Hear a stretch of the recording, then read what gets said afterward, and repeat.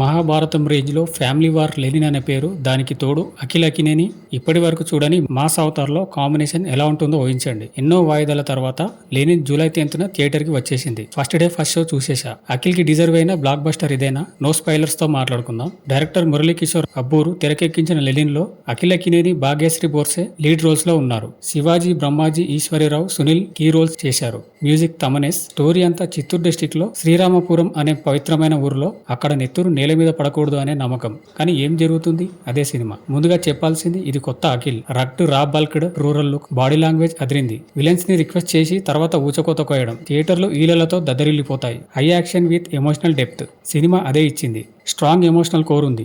No war is more violent than love అనే tag line కి story.